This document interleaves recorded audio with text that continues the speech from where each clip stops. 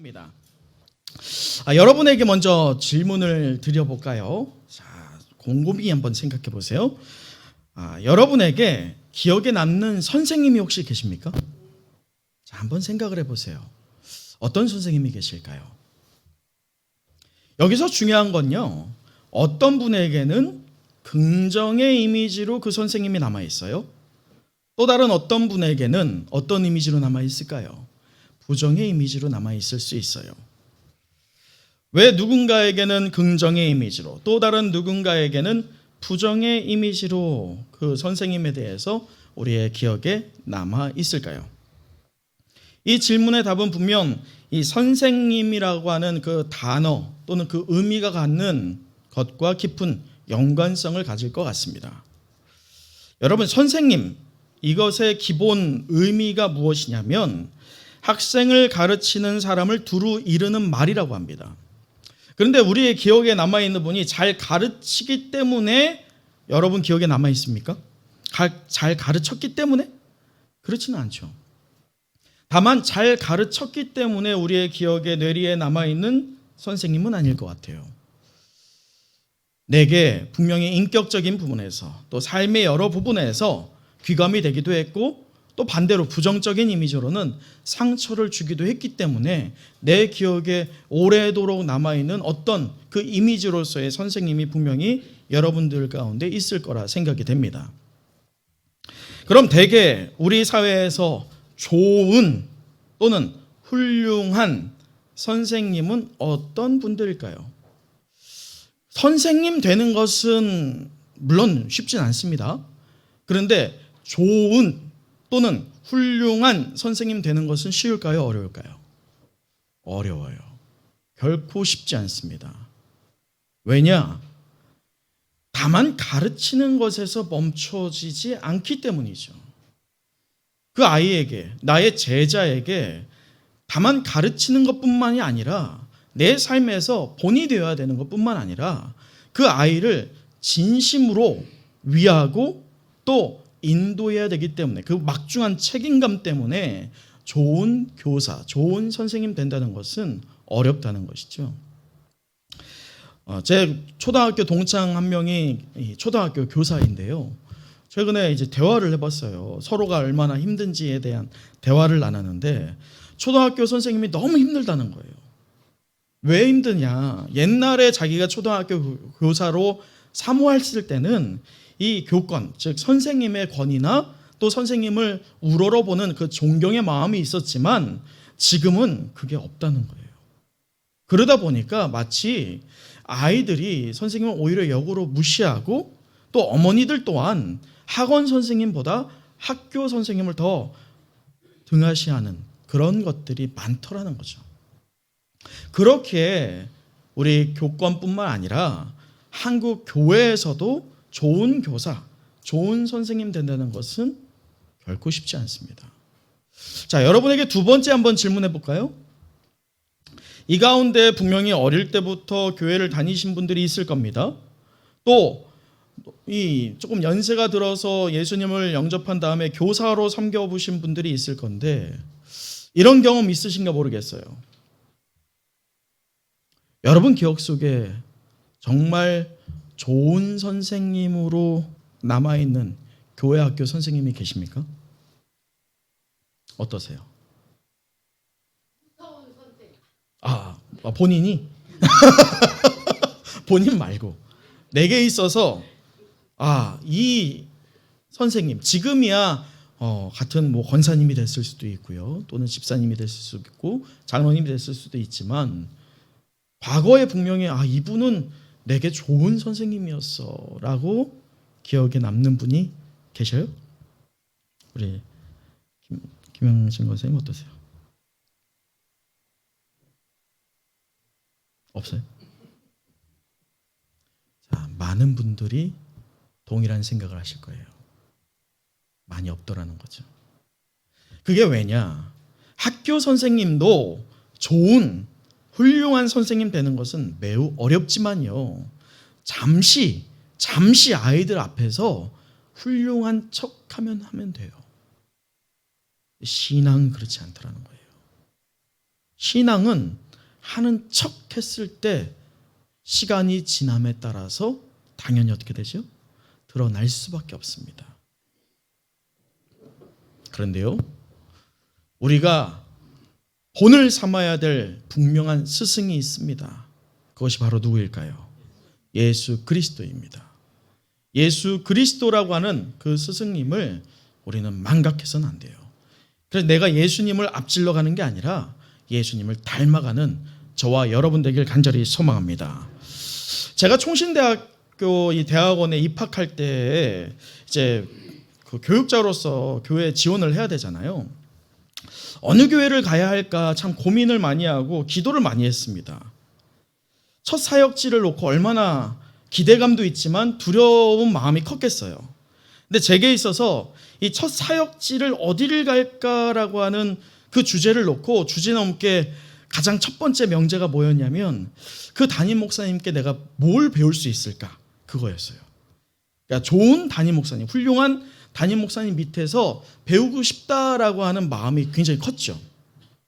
그래서 동기들이나 선배나 후배들한테 이거 저것을 물어봤어요. 이 교회 어때? 저 교회 어때? 라고 했더니 이 교회는 저래서 그렇고 저 교회는 저래서 또 그래. 이런 얘기들이 많은 거예요. 그러다 보니까 시간은 계속 어떻게 됩니까?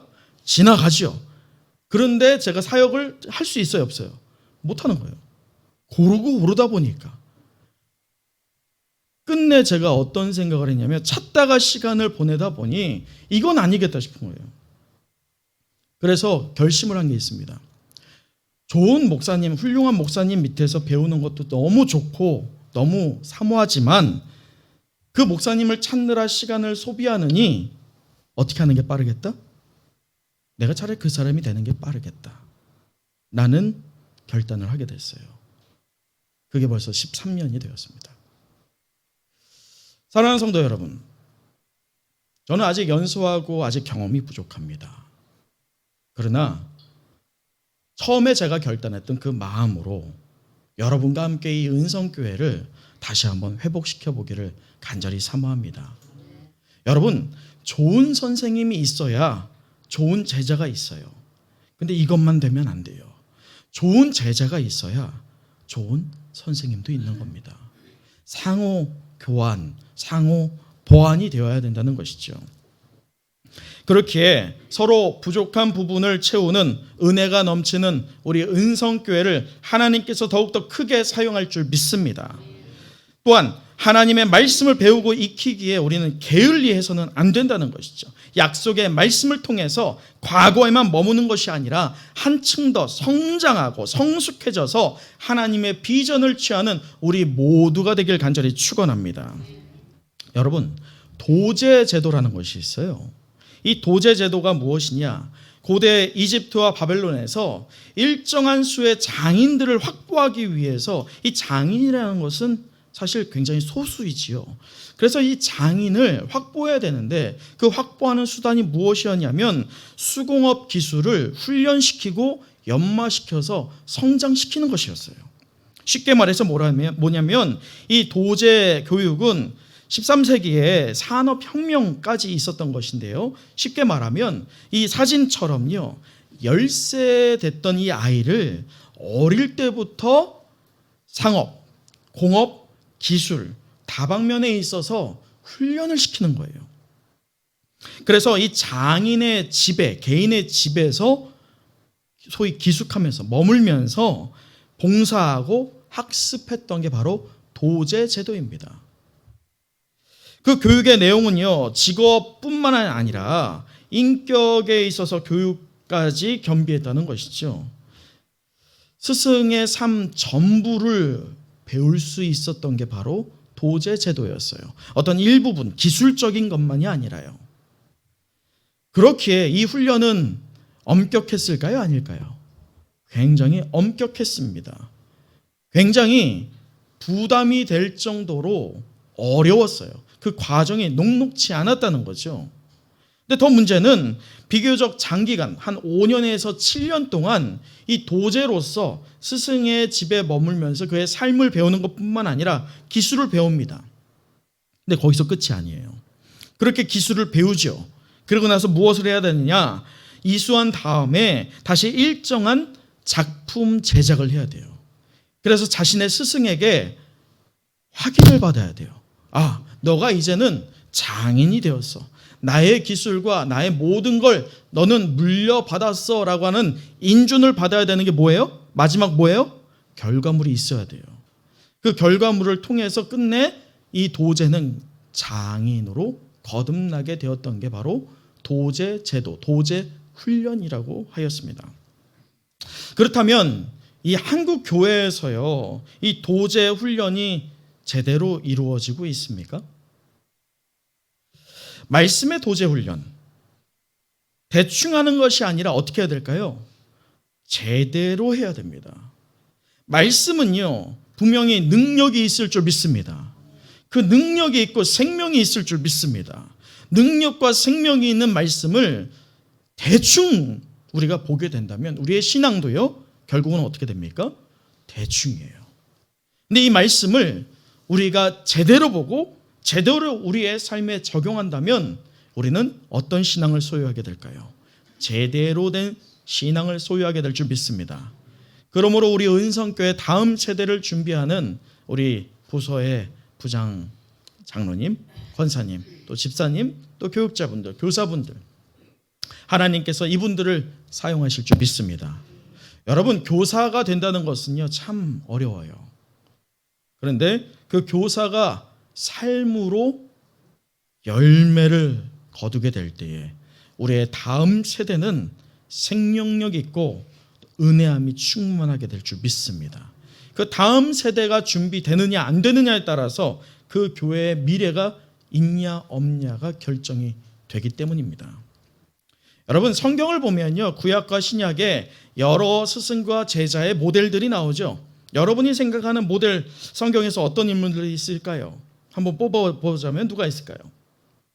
모세와 여호수아, 또 오늘 말씀의 본문되는 엘리야와 엘리사. 자, 신약으로 넘어가면 어떨까요? 예수님과 12제자, 또 바울과 디모데, 바울과 디도 등 이렇게 스승과 제자의 좋은 모델들이 성경에 기록되어 있는데, 오늘 우리는 특별히 엘리야와 엘리사라고 하는 이 스승과 제자의 관계를 통해서 우리의 삶에서 어떤 신앙을 소유해야 되고, 우리가 스승으로서 무엇을 전파해야 되며 제자로서 무엇을 배워야 할지를 말씀을 한 구절 한 구절 찾아보면서 우리의 삶에 적용해 보았으면 좋겠습니다. 먼저는 엘리야가 어떤 스승이냐, 이것을 찾아봐야겠지요. 자, 배경을 보면 우리 열왕기상 19장 15절에서 16절 한번 찾아보시겠어요? 자, 열왕기상 19장에서 15절에서 16절입니다. 여러분, 엘리야가 얼마나 대단했어요? 엘리야 하면 떠오르는 전투가 있죠. 뭐죠? 그걸 무슨 전투? 바알과 아세라. 마이크가. 바알과 아세라 선지자들과 갈멜산 전투라고 하죠. 갈멜산 전투에서 승리했던 엘리야입니다. 몇 명이었습니까? 850대 1이었어요. 850대 1. 근데 하나님의 능력으로, 하나님과 동행함으로 엘리야가 어떻게 됐습니까? 승리하게 됐죠. 그것만이 아니라 아합과 이세벨을 대적해서도 승리했던 것이 엘리야인데, 문제는 그렇게 승리를 거두고 나서 이세벨이 두려워서 로뎀나무 아래에 숨어 죽기를 갈망하고 있는 그 엘리야에게 하나님께서 세 가지 명령을 주십니다. 그 세 가지 명령이 바로 열왕기상 19장 15절에서 16절 말씀인데, 자, 15절 한번 보시죠. 여호와께서 그에게 이르시되 너는 내 길을 돌이켜 광야를 통하여 어디에 가요?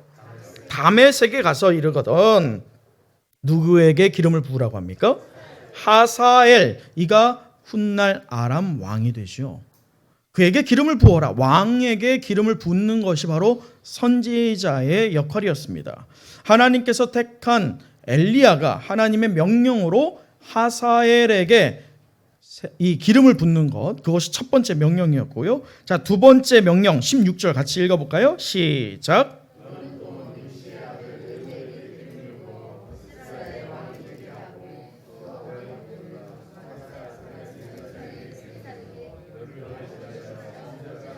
자, 두 번째 명령은 nim시 아들 예후에게 기름을 부어서 어디에 왕이 되게 합니까? 이 이스라엘이 어떤 이스라엘입니까? 북이스라엘이에요. 북이스라엘. 남이스라엘이 아닙니다. 남유다라고 하고요. 이스라엘이라고 표현할 때는 북이스라엘을 말하는 거예요. 그래서 이 예후에게 기름을 부어라 라고 하는 게 두 번째 명령이었고, 세 번째 명령은 니시의 아들 누구에게? 엘리사에게 어떻게 하라고요? 기름을 부어서. 자, 잘 보세요. 16절이에요. 자, 사밧의 아들이죠. 죄송합니다. 사밧의 아들 엘리사에게 기름을 부어. 그 다음 읽어보시죠. 어떻게 되어 있습니까? 너를 대신하여 선지자가 되게 하라. 여러분, 이 말씀을 보면 구약의 또 다른 인물이 생각이 납니다. 그게 누굴까요? 모세예요. 모세에게도 너의 후계자 여호수아를 지명하죠. 여러분 생각해 보세요. 엘리야가 열심히 사역했고 지금 막 승리를 거둔 때입니다. 이때 이제 한창 뭔가를 해야 할 것 같아요. 인간적인 생각에서 그렇지 않습니까? 그런데 하나님께서 지금 누굴 세우고 있습니까? 후계자를 세우겠다는 거예요. 인간적인 마음에서 보면 이게 좋은 마음이 생길까요? 안 좋은 마음이 생길까요? 아닌 거예요. 여기서 궁금증이 생겨요. 모세 때도 그랬고 지금 엘리야 때도 그러고, 왜 하나님께서는 이 지금 막 영적인 승리를 거둔 사람을 좀 더 사용하면 더 큰 승리를 거둘 것 같은데 그 사역을 중단시키고 종결시키고 왜 후계자를 세울까요? 그것은 이따가 엘리야의 고백에서 나옵니다. 구약에서 위대한 선지자 두 사람을 뽑으라고 한다면 저는 개인적으로 모세와 엘리야입니다. 그 이유가 조금 있다 나올 예정입니다. 자, 그렇다면 오늘 19장 21절 이제 엘리야와 엘리사가 대면을 하게 되는데 21절 이렇게 기록되어 있습니다. 엘리사가 그를 떠나 돌아가서 한 결이 소를 가져다가 잡고 소의 기구를 불살라 그 고기를 삶아 백성에게 주어 먹게 하고, 자, 그 이후에 읽어보실까요? 시작.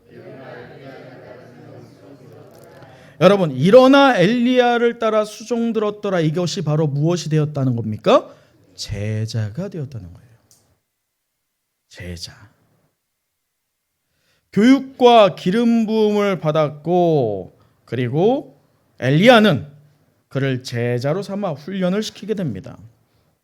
여기에서 흥미로운 점이 있어요. 여러분, 엘리야에게 마이크가 조금 이상하네요. 엘리야에게 제자가 엘리사 하나였을까요? 어떨 것 같으세요? 오늘 분명히 하나님께서는 엘리야에게 엘리사를 지명해서 너의 후계자로 삼아라 라고 말했지만, 실제적으로 엘리야는요 분명히 아까 우리가 나눈 것처럼 바알과 아세라 그 선지자들과 싸웠고 또 이 아합과 이세벨과 겨뤄서 영적인 승리를 거뒀던 위대한 선지자입니다. 그렇게 그의 명망, 그의 어떤 소문이 많이 났겠죠. 허다한 무리가 엘리사를 따르게 됩니다. 선지 학교가 이루어지게 돼요. 선지자 학교 말이죠. 제자를 양성하는 기관이 이루어지게 됩니다. 그래서 많은 제자들이 엘리사를 제외하고도 있었다는 거예요. 자, 그런데 여기에서 제가 흥미로운 게 뭐냐면, 많은 제자가 있었는데 과연 그 많은 제자, 뭇 제자들과 엘리사는 어떤 차이가 있었길래 엘리사는 엘리야의 후계자가 되었고 뭇 제자들은 그냥 뭇 제자들로 성경에서 사라졌을까요? 여기에서는 큰 차이가 분명히 있다는 거예요. 엘리사는 엘리야의 많은 제자들 중에 하나였습니다. 그러나 유독 하나님께서 그를 선택하여 사용하셨고 또 사용한 이유를 오늘 말씀을 통해서 하나씩 밝히고 있어요. 우리가 오늘 말씀을 통해서 도전을 받아야 할 것이 무엇이냐면, 엘리사가 다른 뭇 제자들과 분명 구별될 수 있는 무언가가 있었다는 거죠. 그 작은 무언가 때문에 뭇 제자들과 한 명이 큰 격차를 벌리면서 확연한 구별이 됐다는 겁니다. 여러분 성경을 보면 이 오늘 장면만이 아니라 수없이 많은 장면에서 반복됩니다. 하나님과 예수 그리스도께서 성경의 말씀을 통해서 집중하고 있는 인물들이 있어요. 하나님이 분명히 보고 있는 인물들이 있어요. 근데 그 인물이요, 항상 제가 성경을 보면 다 그래요.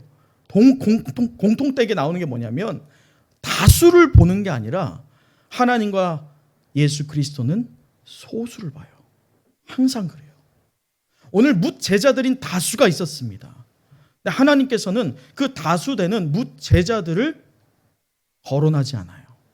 단 한 명 되는 엘리사만을 거론하고 있고, 엘리사만을 콕 집어서 엘리야의 후계자로 지명하고 있다는 이유가 있어요.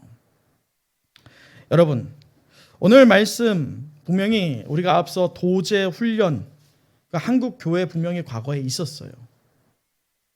교회 안에 강도 높은 훈련들이 과거에 있었습니다. 즉 말씀 훈련과 인성 훈련과 영적인 훈련들이 교회에 있었어요. 여러분, 훈련이 많으면 좋아요, 싫어요? 최은자면 어떤 것 같아요? 훈련 많으면 어떨 것 같아요? 피곤하죠. 네, 피곤해요. 그래서 훈련을 시키는 사람도 그렇고 훈련을 받는 사람도 피곤합니다. 여러분, 제가 이전에 그 사역지들에서 제자 훈련을 할 때, 제가 제자 훈련할 때 몇 시간 하는 줄 아세요? 제자 훈련할 때 일주일에 한 번 하거든요. 3시간 합니다. 3시간 동안 무슨 얘기를 할까요? 저 혼자 3시간 동안 떠들까요? 훌륭한 교사는 그렇게 안 합니다. 훌륭한 교사는 마치 MC가 되는 것처럼 다리만 놓는 거예요. 가장 훌륭한 교사는 제자들끼리 계속 디스커션, 상의하고 토론하고 그런 다음에 결과를 도출하게끔 하는 것이죠. 가이드만 하는 거예요. 3시간 동안 그런 모임을 하게 됩니다. 여러분, 그 3시간 준비하는 거 쉽겠습니까? 어려워요. 피곤해요. 근데 그 3시간 받는 제자들은 어떨까요? 3시간을 빼야 돼요. 제자 훈련할 때요, 2번까지 결석이 되거든요. 제자 훈련 과정이 얼마나 되는지 아십니까? 기간이? 1년이에요. 1년. 방학이 있기는 합니다. 아주 짧지만. 근데 그 1년 동안 몇 번 이상 빠지면 탈락인 줄 아세요? 3번 빠지면 탈락이에요. 얼마나 부담입니까? 가르치는 이도 부담, 배우는 이도 부담이에요. 그러다 보니까 교회 안에서 훈련이 어떻게 됩니까? 조금 밑으로 느슨해지게 내려가죠. 왜요? 나도 좀 부담이고 너도 부담이었으니까 우리 훈련의 기간도 좀 줄이고 훈련의 강도도 좀 낮추자라고 하게 됩니다. 근데 그러다 보니까 시간이 흐르고 교회에서 굉장히 강도 높았던 훈련들이 이제 완화되다 보니까 어떤 상태에 이르게 되느냐? 교회에 야성이라는 게 사라져요. 말씀의 깊이를 맛보지 못하게 됩니다. 그러다 보니 소위 이번 코로나처럼 매체에서는요, 이단, 신천지와 같은 그 이단들과 일반 우리 개신교, 우리 장로교 같은 이런 교회들을 동일한 선상에서 보죠. 이럴 때 누가 변증을 해야 할까요? 우리가 변증을 해야죠. 우리가 왜 거룩한 집단이며 은혜의 공동체인지, 또 우리가 왜 말씀 가운데 분명히 이단과 차이가 있는지를 변론을 해야 되거든요. 우리조차 차이를 모를 때가 있다는 거예요. 그 훈련이 부재하다 보니 말이죠.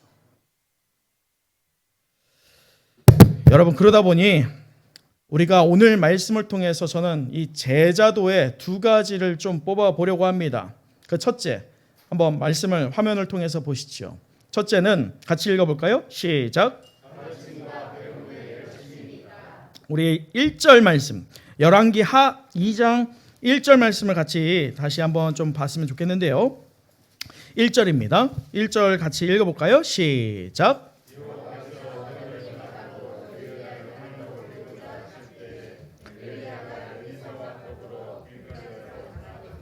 여러분, 드디어 마침내 엘리야가 하늘로 올라갈 때가 다다르게 됩니다.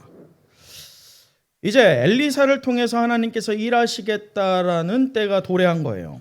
그런데 이해되지 않는 장면이 나와요. 뭐냐면 오늘 엘리야는요 1절 말씀부터 쭉 보면 길갈에서 베델로, 또 베델에서 여리고로, 또 여리고에서 마지막 목적지인 요단으로 이렇게 이동을 하게 됩니다. 근데 그 목적지에서 이동을 할 때마다 엘리야가 엘리사에게 무엇이라고 하느냐. 자, 2절. 엘리야가 엘리사에게 이르되 청하건대 너는 여기 어떻게 하라고요? 머물라. 이 얘기가 뭡니까? 나 따라오지 마 이거예요. 엘리야는 오늘 엘리사에게 이상한 시험을 3번을 반복합니다. 오늘 이 말을 엘리야가 엘리사에게 3번을 반복해요. 나를 더 이상 따르지 마. 여기 머물러 라고 하는 거죠. 근데 그에 대해서 엘리사가 어떻게 대답하느냐. 2절을 보시죠. 여호와께서 나를 베델로 보내시느니라 라고 하는 이 엘리야의 말에 따라서 엘리사는 어떻게 하느냐. 여호와께서 살아계심과 당신의 영혼이 살아있음을 두고 무엇합니까?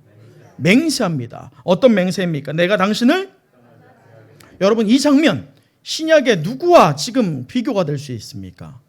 베드로죠. 베드로에게 예수님께서 너가 나를 부인할 거야 라고 하는 그런 말씀을 전했을 때에, 다 나를 버릴 거야 라고 하는 그 예언을 했을 때에 제자 베드로는 예수님께 무엇이라고 합니까? 내가 주와 함께 죽을지언정 주를 부인하지 않겠나이다 라는 대답을 했죠. 그랬던 베드로예요. 그런데 오늘 엘리사는 베드로와는 조금 다른 면모를 보이고 있습니다. 자, 3절. 이 다른 뭇 제자들은 이 엘리야의 승천 소식에 대해서 어떻게 반응하느냐. 이 뭇 제자들과 확연한 차이가 나는 엘리사의 반응. 자, 뭇 제자들 어떻게 합니까? 3절. 베델에 있는 선지자의 제자들이 엘리사에게로 나와 그에게 이르되, 자, 엘리사에게 뭇 제자들이 나와서 지금 엘리사에게 말하는 거예요. 뭐라고 하느냐? 여호와께서 오늘 당신의 선생을 당신의 머리 위로 데려가실 줄을 아시나이까? 야, 이 얘기예요. 야, 오늘 엘리야 이제 가. 너 그거 몰라? 이 얘기예요.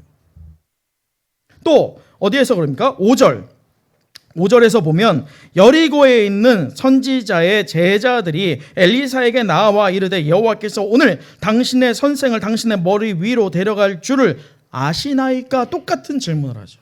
아주 똑같은, 완전 복사한 것 같은 말을 처음에 베델에서 있었던 제자들의 그 질문을 여리고의 제자들이 똑같이 말합니다.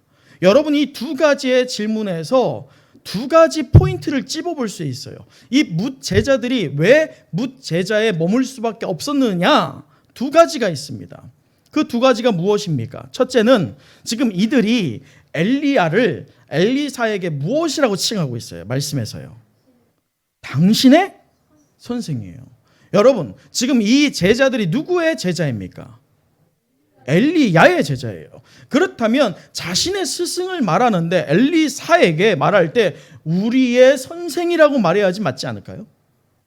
그런데 지금 당신의 선생이라고 말하고 있어요. 이 얘기는 무엇이냐? 뭇 제자들은요, 이제 엘리야의 때, 즉 엘리야가 이 세상에서 끝났어요. 그렇게 더 따를 필요가 없다라고 생각했던 것이죠. 그래서 이전에는 분명히 나의 스승이라고 생각했는데 더 이상 내 스승이 아닌 거예요. 그래서 지금 질문하고 있는 아시나이까? 라고 하는 이게 뭐냐면, 야, 너 그거 몰라? 너 왜 지금 계속 따라다녀? 왜 집착해? 야, 끝났어. 엘리야는 끝났단 말이야. 뭐하러 그 사람을 따라다녀? 이 얘기예요. 또 이들에게 두 번째 이 엘리사와 차이점이 있어요. 그게 뭐냐면 이 제자들에게, 뭇 제자들에게는 엘리사에게 있었던 열심과 인내가 없었다는 거예요. 여러분 신앙생활할 때 열심이 있어야 될까요? 없어야 될까요? 있어야 돼요. 사랑하는 성도 여러분, 교회에 나온 여러분 지금 열심히 있어서 나오신 거예요. 열심히 있지 않으면요 신앙은 성장하지 않습니다. 또 하나 필요한 게 뭐예요? 인내가 필요합니다. 지금 당장 어떤 결과가 나오면 참으로 좋겠지만 당장 안 나올 때가 있어요. 시간이 요할 때가 있습니다. 때가 필요할 때가 있어요. 그래서 인내가 우리에게 있어야 된다는 것이죠. 뭇 제자들에게는 그 열심과 인내가 없었어요. 더 기다렸으면 되는데 지금 그들은 더 앞으로 전진해 나가지 않는 것이죠. 엘리야가 이제 없어진다는 소문을 듣고 엘리야를 더 이상 따르기를 중단해 버린 거예요. 참으로 아쉽지요. 하나님은 엘리사를 엘리야의 후계자로 직접 지목하셨습니다. 하나님이 선택한 사람이었기에 이미 다른 뭇 제자들과는 분명한 차이가 있지 않았겠어요? 그걸 엘리사도 알았고 엘리야도 알았고 뭇 제자들도 알았어요. 근데 여기에서 그럼에도 오늘 말씀을 통해서 엘리사가 갖고 있는 그 큰 차이가 무엇이냐? 이미 자기는 낙점받았다는 거예요. 엘리야가 택한 게 아니라 하나님이 택했잖아요. 그럼 지금 굳이 엘리야를 따를 필요가 있어요, 없어요? 그냥 객관적으로 보면요. 필요가 없어요. 그냥 뭇 제자들처럼 그냥 기다리면 돼요. 할 도리까지 했잖아요. 더 앞으로 나가지 않아도 된다고요. 그런데 이미 확정을 받았음에도 불구하고 엘리사는 하나님이 주신 열심과 인내가 있었기에 뭇 제자들과 확연한 차이가 드러났다는 것입니다. 근데 제가 말씀을 묵상하면서 지금 엘리야가 엘리사와 함께 처음에 길갈에서 그 다음 어디로 갑니까? 베델. 그 다음 여리고. 그 다음 요단으로 이렇게 이동하거든요. 가까운 거리가 아닙니다. 자, 말씀을 묵상하면서 이런 엉뚱한 생각을 해봤어요. 무슨 대화를 나눴을까? 무슨 대화를 나눴을까? 제가 존경하는 스승 중에 한 분은 제가 남태평양 피지라고 하는 발음 제대로 해야 돼요. 피지가 아니라 피지예요. 피지. 피지에서 제가 9개월을 있었는데 거기 선교사님이 제가 존경하는 스승 가운데 한 분이십니다. 그분은 어렸던 제가 서툴었고 또 잘 몰랐는데도 불구하고 참 많이 기다려주고 계속 저를 훈련시켜 주셨던 분이에요. 근데 제가 필요에 의해서 피지에서 운전면허를 따게 됐습니다. 한국에서는 운전을 해본 경험이 없었어요. 피지에서 처음으로 운전면허를 땄어요. 참고로 피지는요, 우리가 이제 오토매틱이 없어요. 다 수동이거든요. 수동을 만약에 한다 치면 어느 손으로 기아를 넣죠? 오른손으로 넣죠. 피지는 어떤 손으로 넣는 줄 아세요? 왼손으로 넣습니다. 좌석이 반대에 있거든요. 도로도 반대예요. 그래서 저로서는 한국에서도 운전을 해본 경험이 없다 보니까 그냥 자연스러웠어요. 그냥 피지에서 운전하는 게 어렵진 않았습니다. 근데 그렇게 필요에 의해서 제가 운전면허를 따게 됐는데 그 필요가 뭐냐면 이 선교사님이 저희가 사역하던 곳이 피지에서 굉장히 시골이에요. 그래서 필요한 물품을 사려면 수도라고 하는 수도까지 나가야 되는데 차로 왕복 6시간이 넘어요. 근데 그 6시간 넘는 곳을 갈 때마다 이 선교사님이 꼭 저를 데리고 가는 거예요. 근데 나중에 저는 좀 착각했죠. 이 선교사님 나를 되게 의지하시는구나. 되게 필요하구나. 저도 되게 좋았어요. 근데 나중에 알고 보니까 이 선교사님에게 하나의 큰 문제점이 있었습니다. 그게 뭘까요? 길치 아니에요. 피지는요, 길이 하나예요. 그 길로만 가면 돼요. 뭘까요?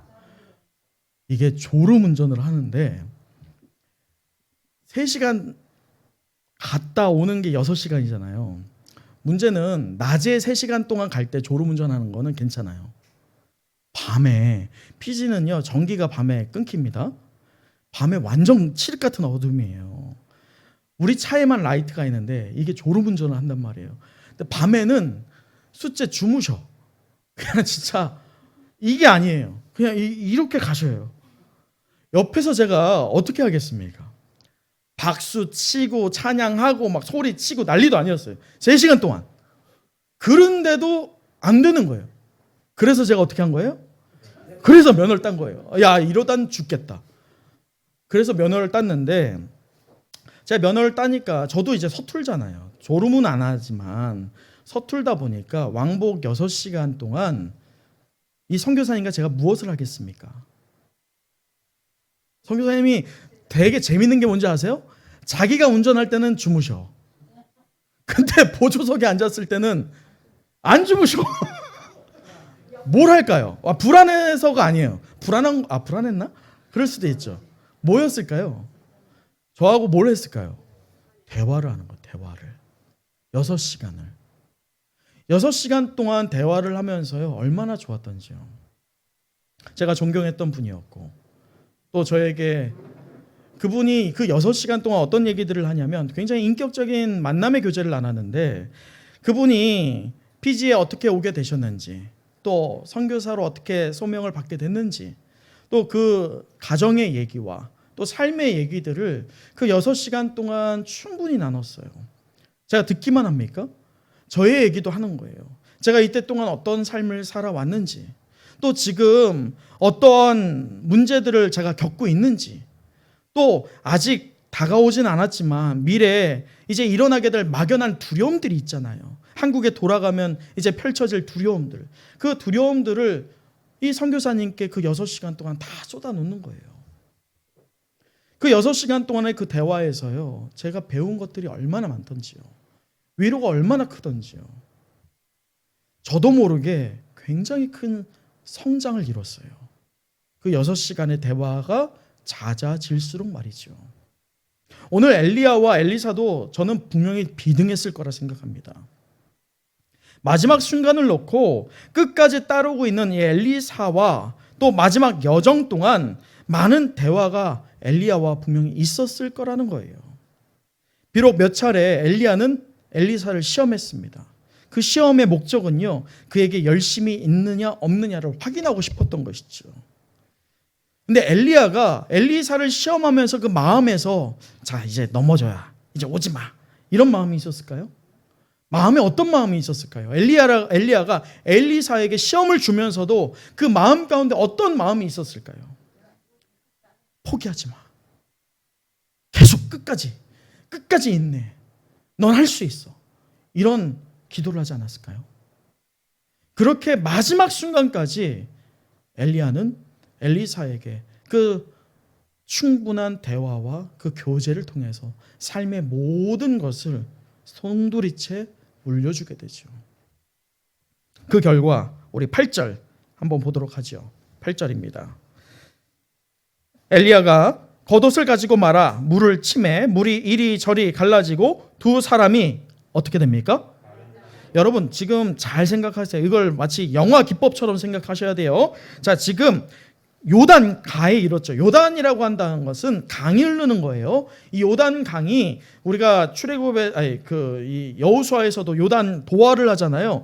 이게 그 추수시기에는 이 물이 범람을 합니다. 바다처럼 범람을 해요. 그래서 못 건널 바다처럼 되는데 그게 도화로 갈라지잖아요. 마치 홍해가 갈라졌던 사건처럼 오늘 그것이 반복 재현되고 있어요. 그런데 여기에서 잘 보면요.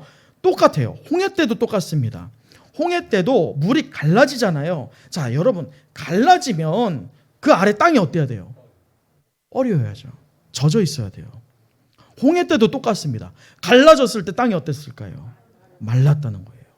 오늘 엘리야가 이리저리 옷을 쳤더니 물이 갈라집니다. 요단이 갈라져요. 근데 그 땅이 어땠습니까? 말랐다는 거예요. 그 땅을 밟은 사람이 누구입니까?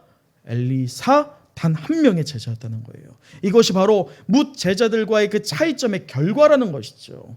뭇 제자들과 다르게 인내와 열심과 그리고 이 스승에 대한 삶을 배우겠다라고 하는 그 의지가 있었을 때에 그 엘리사는 마지막 엘리야가 보여주는 기적까지도 체험하게 된다는 것입니다. 사랑하는 은성교회 성도 여러분, 우리 6월부터요 구역장 훈련을 시작으로 다양한 훈련들을 조금씩 시작해 보려 합니다. 오늘 말씀을 적용해서 저도 여러분에게 최선을 다해서 증거해 보려 합니다. 앞에서 인도해 보려 합니다. 여러분도 말씀에 대한 열정으로 영적 역량을 더 확장시키기를 갈망하길 간절히 소망합니다. 우리 스승되는 주님 닮아서 삶이 변화되는 예배자가 되어서 하나님께서 사용하는 도구로 쓰임받는 인생 되길 간절히 축복합니다. 하나님 나라를 향한 열정과 인내로 여러분이 속한 가정과 일터와 공동체에서 하나님 드러내는 자랑하는 축복의 인생 되길 간절히 사모합니다. 두 번째로 이 엘리사가 과연 무엇을 우리에게 교훈을 주고 있느냐, 같이 한번 읽어볼까요? 시작. 다시 한번요. 시작. 여러분, 마침내 엘리야의 이 세상에서의 마지막 순간이 다가오죠. 우리 9절 읽어보도록 하죠. 9절 같이 읽어보겠습니다. 시작.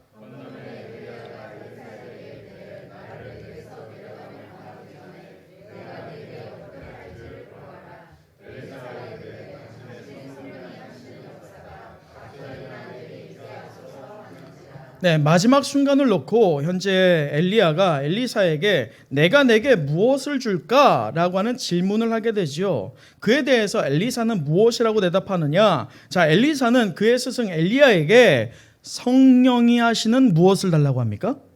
역사. 그것을 어떻게 해요? 갑절이나 내게 있게 하소서라고 하는 요구를 합니다. 이를 개역 한글에서 성령이 하시는 역사를 두 글자로 표현합니다. 그게 뭘까요? 성령의 영감이라고 하죠. 할아버지 영감이 아니에요. 영이 감동된 걸 말하죠. 성령의 감동을 말하는 겁니다. 근데 이 성령의 감동이라고 하는 이 히브리어가요, 루아흐라고 합니다. 루아흐. 뭐라고요? 요게 뭔 글씨냐? 위에 게 히브리어예요. 읽을 때는 반대로 역으로 읽습니다. 그래서 루아흐 이렇게 읽혀져요. 그 아래 거는 헬라어입니다. 푸뉴마라고 하는 뜻이에요. 푸뉴마, 이것은 성령을 말합니다. 여러분, 성령이 신약에서 표현할 때 무엇으로 빗대어서 표현됩니까?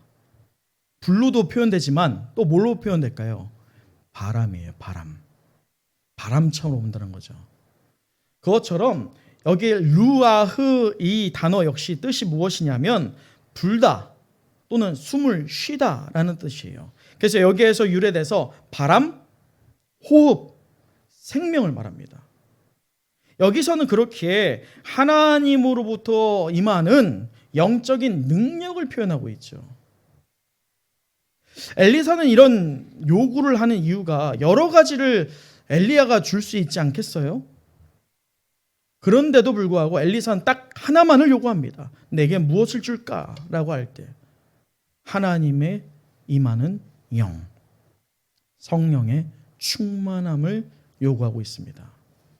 사랑하는 성도 여러분, 우리도 하나님께서 우리에게 혹여나 내게 무엇을 줄까라고 요구한다면 하나님, 내게는 건강, 또 부요함, 또 내 배경적인 여러 가지를 주십시오. 자녀들의 축복을 주십시오. 중요합니다. 그거 달라고 간구해야 되는 게 맞습니다. 그런데 우선순위에 있어서 내게 무엇을 줄까라고 우리에게 질문한다면 우리 모두 다 엘리사의 고백처럼 성령의 충만함을 주십시오라고 간구하는 우리 모두 되길 간절히 소망합니다. 오늘 엘리사는요, 성령의 충만함을 간구했어요. 그래서 하나님으로부터 오는 이 영적인 능력을 간구한 것이 엘리사이지요. 또 성경에서 갑절이라는 표현을 하잖아요. 이걸 좀 오역을 합니다. 여러분, 갑절이라고 표현하면 조금 잘못 해석할 수 있는 게 뭐냐면 지금 엘리야가 갖고 있는 성령의 충만함보다 엘리사가 2배를 요구한 것처럼 들려지잖아요. 이게 오역이에요. 이 갑절이라는 표현은 실제로 어떻게 표현해야 되냐면 두 목, 그러니까 한 목, 두 목, 세 목 이렇게 되잖아요. 두 몫을 표현합니다. 다시 말해서 전체의 3분의 2, 전체가 있으면 3분의 2를 표현하는 두 목, 이게 현재 갑절이라는 표현으로 쓰여져요.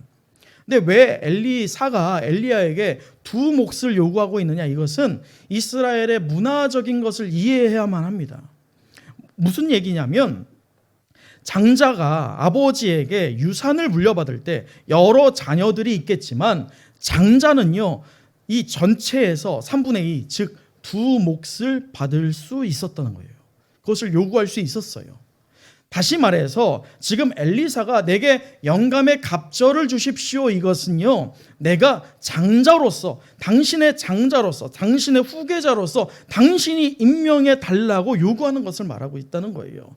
다시 말해서 엘리사의 다시 열심을 볼 수 있는 게, 엘리야가 분명히 이 아세라와 바알 선지자들과 싸워서 이겼잖아요. 영적인 승리를 거뒀습니다. 지금 갑절에 영감을 달라고 하는 이 말은 엘리사가 그런 사역을 일으켰던 역사가 있었잖아요. 성령의 충만함이 있었잖아요. 그것을 내가 계승하게 해달라고 엘리야에게 강구하는 것이라는 것이죠. 엘리야가 지금 엘리사의 그 고백을 듣고서 어떻게 반응합니까? 10절입니다. 10절에 이르되 내가 어려운 일을 구하는도다. 왜 엘리야가 이런 말을 하느냐면, 이 지금 엘리사의 고백은요, 자신이 해줄 수 없는 것이기 때문이에요. 다른 것은 엘리야의 분명한 능력이 있었어요. 하나님의 기름 부으심이 있었고 하나님께서 허락하신 역량이 있었어요. 그래서 해줄 수 있는 분명한 어떤 지경이 있었지만, 현재 엘리사가 요구하는 것은 엘리야가 해줄 수 없는 거예요. 자, 아까 제가 말했죠. 인간적인 마음에서 엘리야가 엘리사를 후계자로 생각을 세워야 될 때, 또 모세가 여호수아를 후계자로 세워야 할 때, 여러분이 입장 바꿔 생각해 보세요. 제가 만약에 그렇다라고 한다면, 제가 만약에 어떤 성과를 이뤘어요. 그 성과를 이룬 다음에 이제 나를 좀 드러낼 만한데, 나를 드러내기도 전에 하나님께서 그것을 중단시키고 그 일을 다른 사람에게 주는 거예요. 그것을 용납할 수 있는 게 바로 여기 엘리야의 고백에서 발견됩니다. 우리 10절 말씀을 다시 읽어보도록 하죠. 10절입니다. 시작.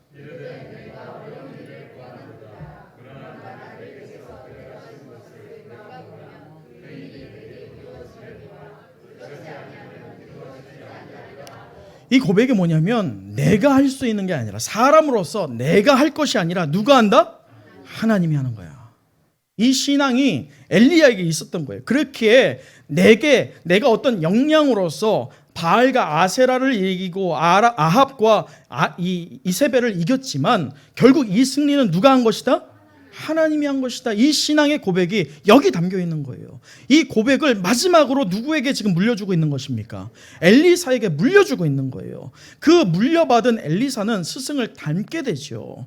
그 결과 11절 두 사람이 길을 가며 말하더니 불수레와 불말들이 두 사람을 갈라놓고 엘리야가 회오리 바람으로 하늘로 올라가더라 라고 하죠. 마침내 엘리야는 하늘로 올라갑니다. 하나님께서 그를 데리고 가시죠. 왜 그랬을까요? 왜 하나님께서 꼭 모세도 그렇고 엘리야도 왜 데려가셔야 했을까요? 왜 세상에서 그의 사역을 중단시켜야만 했을까요? 또 그들은 그것을 왜 수용하고 그대로 하나님께 올라갔을까요? 사람이 드러날 수 있기 때문입니다. 하나님은 우리를 너무 잘 아셨어요. 사람이 드러나서는 안 됩니다. 저 역시나 제가 드러나서는 안 되고, 여러분 역시나 여러분이 드러났을 때는요, 그 결과가 선한 적이 없더라는 겁니다. 그래서 우리는요, 사도 바울의 고백처럼 날마다 죽노라 라고 고백하는 그 신앙이 있어야 된다는 것이죠. 말씀을 마치겠습니다. 말씀을 마치겠습니다. 여러분은 누구를 닮아 가시겠습니까? 세상을 닮아 가시겠습니까? 예수 그리스도를 닮아가는 저와 여러분 되길 간절히 소망합니다. 우리의 삶의 무게가 하나님의 은혜로 충만하기를 간절히 소망합니다. 우리의 삶의 중심이 주의 제자다운 견고한 신앙으로 무장되길 간절히 원합니다. 제자로서 열정을 놓지 않을 때, 또 인내를 포기하지 않을 때에 그 보상을 하늘의 영광으로 풍성하게 우리에게 허락하실 분이 바로 살아계신 하나님 아버지 되실 줄 믿습니다. 또 우리의 스승 되시는 예수 그리스도 되실 줄 믿습니다. 그 예수님의 영광으로 존귀하게 될 것을 우리가 소망함으로, 오늘 이것을 기억하며 끝까지 주님을 따르는 충성의 은성교회 되기를 간절히 소망합니다. 우리 마지막으로 14절 읽고 말씀을 마치겠습니다. 14절입니다. 시작.